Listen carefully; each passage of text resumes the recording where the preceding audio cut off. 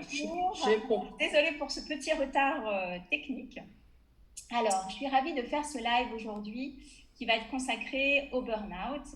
Pour celles qui ne me connaissent pas, je suis Isabelle Chargé et j'accompagne les femmes à se reconnecter à leurs ressources intérieures et à leurs envies profondes par la pratique de la danse intuitive.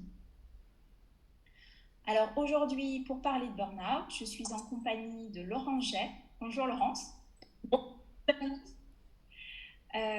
Laurence, tu es spécialiste, coach et spécialiste du burn-out et tu accompagnes les femmes à se remettre d'un burn-out.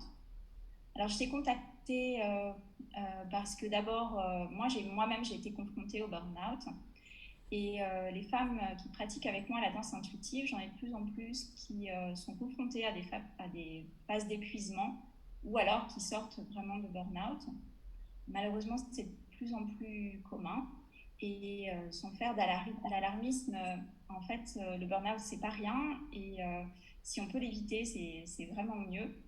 Parce que même si on en sort grandi, ça ne laisse pas indemne. Alors, Laurence, pour commencer, est-ce que tu peux nous présenter ton parcours? Comment tu en es venue à accompagner les femmes après un burn-out? Oui, bien sûr, et bonjour à toutes, parce que tout à l'heure j'ai dit juste bonjour Isabelle, j'ai oublié les participantes. Alors moi j'ai travaillé 17 ans en entreprise et à un moment donné j'y ai vécu l'ennui, la surcharge, la pression et le burn-out.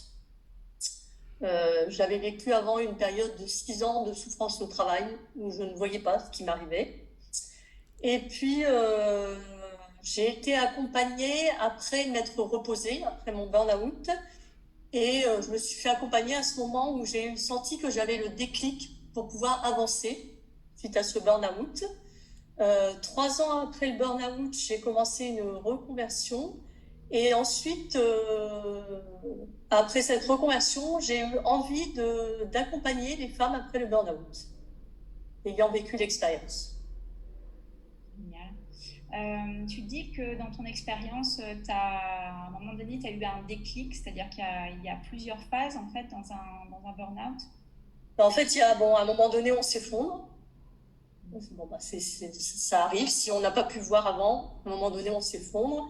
Et puis, il y a une phase de repos parce que l'énergie est vidée. Donc, il faut vraiment se reposer autant qu'on peut, de soins et de repos, parce qu'évidemment, on va voir le médecin parce qu'on ne sait pas ce qui nous arrive, pour avoir un diagnostic, savoir de quoi il s'agit, parce qu'on ne sait pas toujours, c'est le burn-out.